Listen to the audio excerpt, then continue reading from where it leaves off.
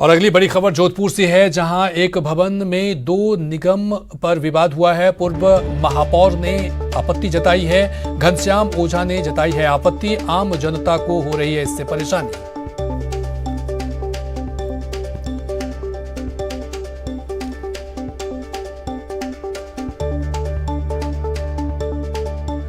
जोधपुर के डबल निगम में भवन को लेकर जंग शुरू हो गई है। साउथ निगम के नए ऑफिस में नॉर्थ निगम को शिफ्ट करने के आदेश पर बीजेपी और कांग्रेस का बोर्ड आमने सामने है। ऑफिस 1, निगम 2, डबल निगम में भवन की जंग। जोधपुर डबल निगम में भवन को लेकर जंग शुरू हो गई है।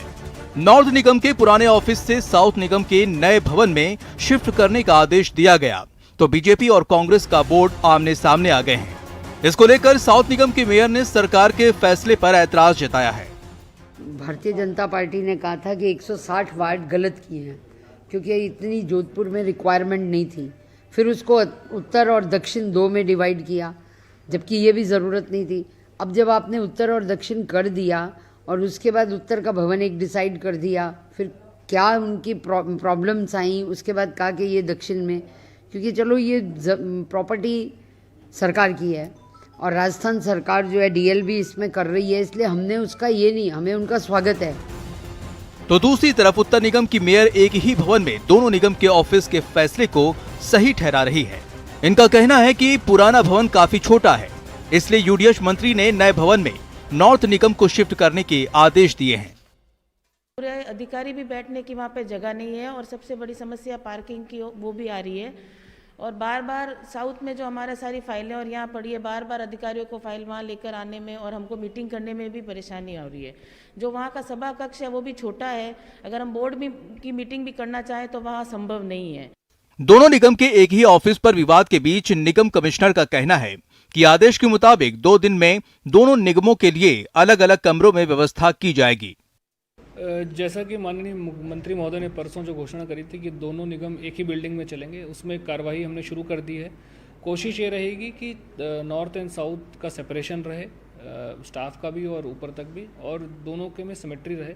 इसी तर्ज पर मैं और हमारे डीसीज मिल करके कार्रवाई कर रहे हैं। डबल निगम में एक भवन को लेकर बीजेपी जहां कांग्रेस पर हमलावर है, तो कांग्रेस आपसी तालमेल बैठाकर काम करने की बात कह रही है। बहरहाल अब 2 दिन बाद ये साफ हो जाएगा कि नॉर्थ निगम की मेयर और साउथ की मेयर नए भवन में कहां और किस कमरे में कामकाज संभालेंगी। चलिए, और अधिक जानकारी के साथ ललित हमारे साथ जुड़ चुके हैं। ललित, डबल निगम के बाद चुनाव होने के बाद, चुनाव से पहले भी घमासान था, अब घमासान भवन को लेकर के है कि 2 निगम एक ही भवन में कैसे चल सकता है? तो बिल्कुल सही कहा आपने। यही बात को लेकर भारतीय जनता पार्टी लगातार आंदोलन कर रही है। जब से ये आदेश निकला है, यूडीएच मंत्री शांति तलवार पहुंचे थे और उन्होंने साफ तौर पर नगर निगम को उत्तर भवन को दक्षिण में शिफ्ट कर दिया था। तो एक ही भवन में 2 बोर्ड कैसे चल सकते हैं, कैसे कामकाज होगा, कैसे कर्मचारियों को अनुपात में बंटवारा होगा, ये तमाम कवायद पिछले 2 दिन से चल रही है। लेकिन दक्षिण के जो बोर्ड है, भाजपा का बोर्ड है, उन्होंने साफ तौर पर आरोप लगाया है, पूर्व महापौर ने आरोप लगाया है कि चूंकि प्रदेश में सरकार कांग्रेस की है और ऐसे में कांग्रेस जो है वो देश वालों से काम कर रही है, भाजपा बोर्ड को काम करने नहीं दे रही है। अभी तक तय नहीं हो पाया। हालांकि जो निगम कमिश्नर है वो कमेटी बना चुके हैं। कमेटी बनाने के साथ साथ अब कौन सा महापौर कहाँ बैठेगा, कमरों का आवंटन कैसे होगा, ये प्रक्रिया फिलहाल चल रही है।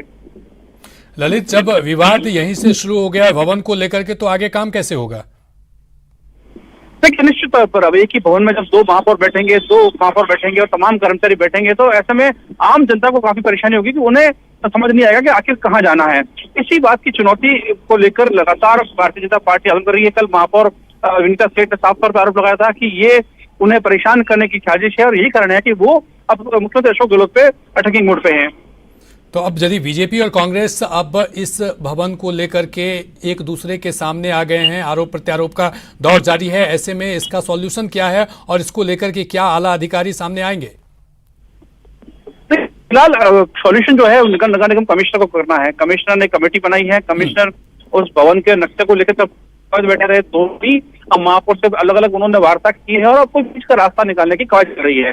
लेकिन फिलहाल जो कमरे हैं उनका आवंटन कैसे होगा, महापौर 2 महापौर है, उनका कमरा कौन सा होगा, वो का कमरा पहले अलग हुआ कर अब को बैठना पड़ सकता है, तमाम चीजें पूर्ण से निपटा जा सकता है, ये देखना होगा। बहुत बहुत शुक्रिया ललित तमाम जानकारी के लिए। तो एक भवन में दो निगम पर विवाद जारी है। अब सबकी नजरें इस पर टिकी हुई है कि आलाधिकारी इस पर क्या फैसला लेते हैं। कृषि कानूनों के खिलाफ किसानों के जारी आंदोलन में अब राजस्थान यूनिवर्सिटी के प्रोफेसर और श्रीगंगानगर के वकील भी समर्थन में उतर आए हैं। कृषि कानूनों के खिलाफ किसानों का घमासान जारी। अब किसानों के समर्थन में उतरे प्रोफेसर और वकील। कृषि कानूनों के खिलाफ किसानों की आर पार की लड़ाई जारी है। किसान दिल्ली में डटे हैं, सड़कों पर किसानों का डेरा है। इस बीच किसान आंदोलन के समर्थन में प्रदेश के प्रोफेसर और वकील भी उतर आए हैं। राजस्थान यूनिवर्सिटी के प्रोफेसरों ने स्टूडेंट्स के साथ मिलकर किसानों के आंदोलन का समर्थन करते हुए कृषि कानूनों के विरोध में काली पट्टी बांधकर प्रदर्शन किया। इस दौरान प्रोफेसरों ने कहा कि देश का मजबूत आधार कहे जाने वाले किसानों की मांगों को लेकर केंद्र सरकार को नर्म रवैया अपनाना चाहिए। केंद्र सरकार ने जो 3 कानून बनाए हैं उसमें किसानों का मानना है कि वो उनके हितों के विरुद्ध हैं, और ये बात सही भी है कि जो कानून हैं वो मोटे रूप में किसान हितैषी हम लोगों को भी नहीं लगते हैं। तो विश्वविद्यालय का शिक्षक समुदाय जो देश के किसानों का आंदोलन चल रहा है इन कानूनों के विरोध में, हम उनका नैतिक समर्थन कर रहे हैं। कानून पास होना कोई गलत बात नहीं है, लेकिन जिस तरीके से कानून को लाया गया है चोर दरवाजे से कोविड संकट के दौरान, वो मुझे लगता है बहुत दुर्भाग्यपूर्ण है। हमारा पूरा शिक्षक समुदाय उसकी निंदा करता है। हमारी सरकार से अपील है कि किसान जो कि इस सर्दी में, कड़ाके की सर्दी में कोविड संकट के दौरान बैठे हुए हैं, उनके प्रति मानवीय दृष्टिकोण रखते हुए उनका दमन न किया जाए, उनके साथ संवाद किया जाए। उधर श्रीगंगानगर में किसानों के आंदोलन के समर्थन में वकीलों ने 1 दिन का कार्य बहिष्कार किया। इस दौरान बार एसोसिएशन के वकीलों ने केंद्र सरकार से कृषि कानूनों को वापस लेने की मांग की। जो किसानों का आंदोलन है, वकील साथी उसमें पूरा बढ़ चढ़ के भाग लेंगे। हम किसानों के साथ हैं। जो भी भारत में किसानों के साथ अन्याय हो रहा है, दमनकारी नीतियां जो सरकार अपना रही है, हम उन किसानों के साथ हैं और सरकार का डटकर विरोध करते हैं। इस तरह कृषि कानूनों के खिलाफ किसानों के आंदोलन में प्रोफेसर और वकीलों का भी साथ मिलने लगा है। न्यूज 18 राजस्थान के लिए जयपुर से महेश दाधीच के साथ श्रीगंगानगर से अशोक की रिपोर्ट। उम्र छोटी काम बड़े कहते हैं, एक जीनियस की झलक उसके बचपन में ही मिल जाती है। वो किसी भी फील्ड में जीनियस बन सकता है, खेल में, पढ़ाई में, आर्ट में या किसी और ही क्षेत्र में। वो शायद आपके आसपास हो या फिर दूर, पर अगर आप जानते हैं किसी ऐसे इंडियन को जो यंग जीनियस हो और जिसे आना चाहिए दुनिया के सामने, तो आज ही रजिस्टर कीजिए news18.com/younggenius या बायजूज ऐप डाउनलोड करें और यंग जीनियस सेक्शन विजिट करें। बायजूज यंग जीनियस न्यूज 18 की एक पहल है। रुकेंगे यहां पर एक छोटे से ब्रेक के लिए।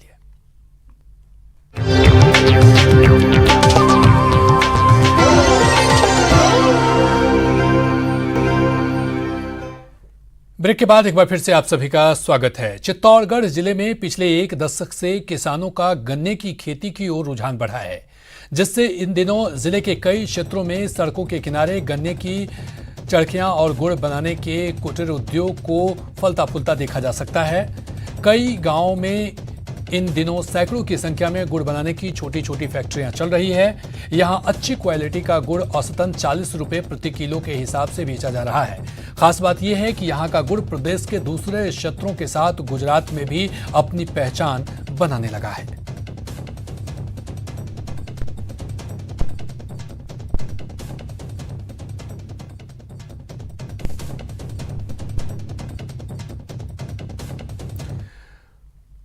अलवर पुलिस ने साइबर ठगी के एक गिरोह के 2 आरोपियों को गिरफ्तार किया है। ताजा मामले में पुलिस ने ऐसे ही कार्रवाई को अंजाम देते हुए 2 शातिर अपराधियों को उनके असल अंजाम तक पहुंचाया है।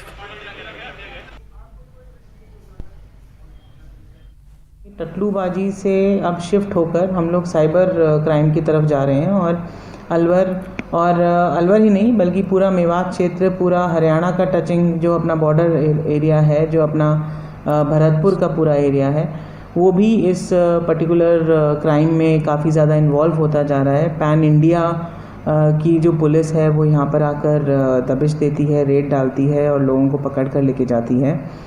और इनके जो विक्टिम्स हैं, जो कंप्लेनेंट हैं, वो पूरे इंडिया में फैले हुए हैं।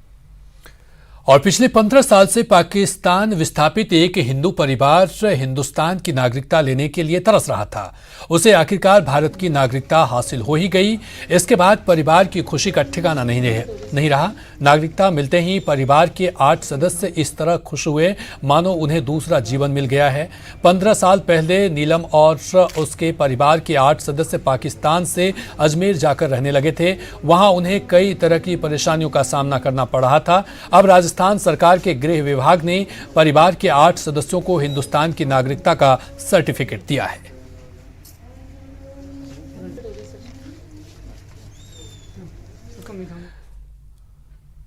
अगली खबर अलवर से है, जहां सरिस्का बाघ अभयारण्य में बड़ी खुशखबरी सामने आई है। सरिस्का के डावली गांव के पास जंगल में बाघिन ST-14 एक शावक के साथ दिखाई दी हैं। शावक की उम्र करीब 2 महीने बताई जा रही है। सरिस्का में अब 6 नर बाघ, 10 बाघिन और 4 शावक हो गई हैं।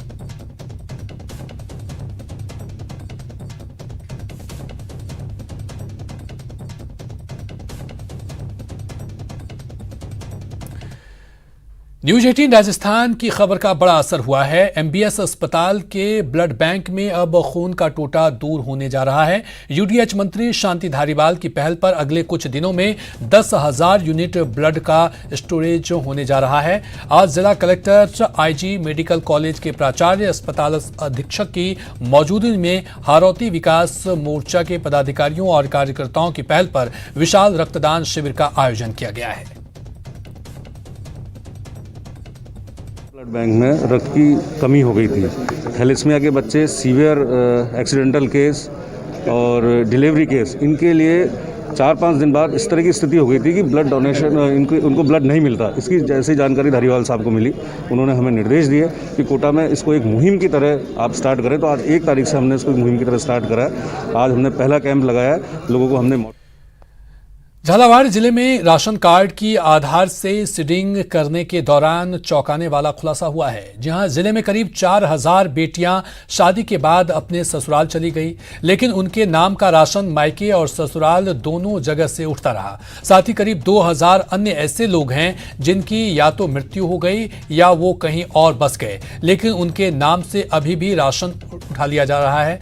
अब इन मामलों में जिला रसद विभाग ने करीब 6,000 लोगों के नाम राशन कार्ड से हटाने की प्रक्रिया शुरू कर दी है।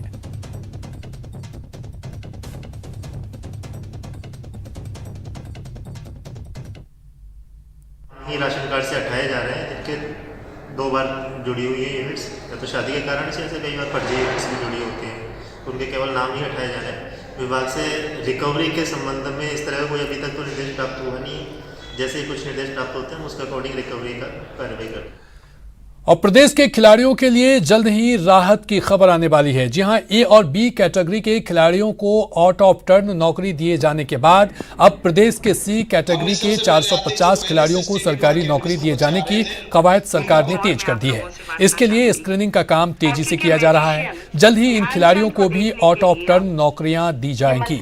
प्रदेश के C श्रेणी के 450 खिलाड़ियों को सरकारी नौकरी दिया जाना प्रस्तावित है। इसके लिए खेल विभाग को करीब 2,000 आवेदन प्राप्त हुए हैं। इनमें से 450 खिलाड़ियों को स्क्रूटनी कर उन्हें सरकारी नौकरियां दी जाएंगी। आप लोगों से बांटना चाहूंगी, हॉकी के मैजिशियन ध्यानचंद कैटेगरी की आपको पता है स्क्रीनिंग चल रही है और बहुत जल्दी 1-2 महीने में उसका काम पूरा होके, और C कैटेगरी के तकरीबन 450-500 बच्चे हैं, इसलिए उसकी स्क्रीनिंग थोड़ी लंबी है।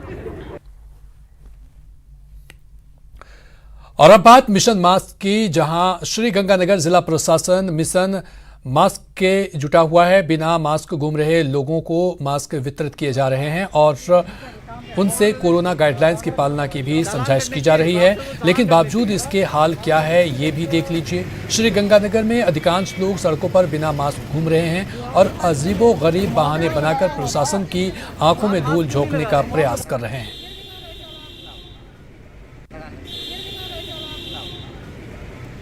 आप मास्क क्यों नहीं लगा रहे हैं? वैसे मास्क तो आप ही के लिए जरूरी है ना। बिल्कुल जरूरी है। उन्होंने चालान कटने चाहिए, हिसाब से तो चालान कटने चाहिए।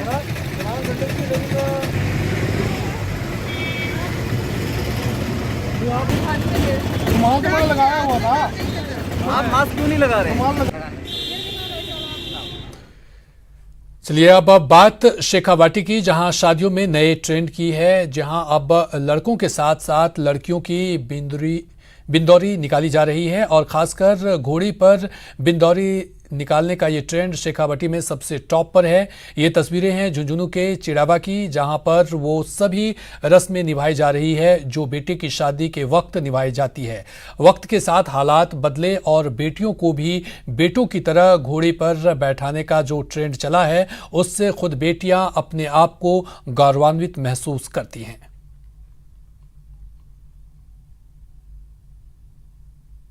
बहुत भाग्यशाली हूँ जो मेरे को ऐसे माता पिता मिले जिन्होंने मेरी बेटे की तरह मेरी बनोरी निकाली।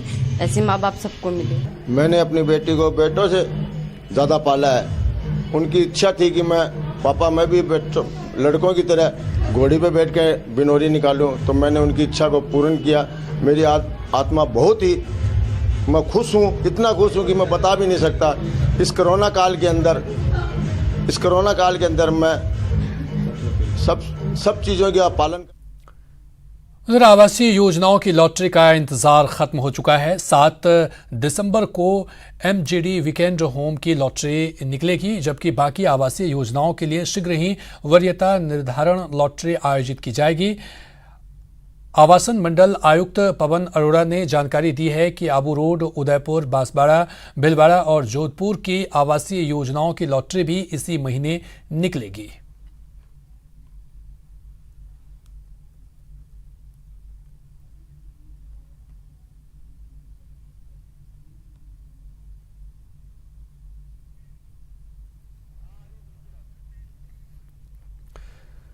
राजधानी जयपुर के विश्व प्रसिद्ध आमेर महल को आइकॉनिक टूरिज्म सेंटर बनाने का सपना फिलहाल कोरोना के चलते अटक गया है। 2 साल पहले आमेर महल के साथ पूरे आमेर कस्बे को आइकॉनिक टूरिज्म सेंटर के रूप में ताजमहल की तर्ज पर विकसित करने की घोषणा की गई थी। इस अहम काम पर करीब 324 करोड़ रुपए की खर्च किए जाने थे, लेकिन अब कोरोना के चलते सारे प्रस्ताव फिलहाल अटक गए हैं।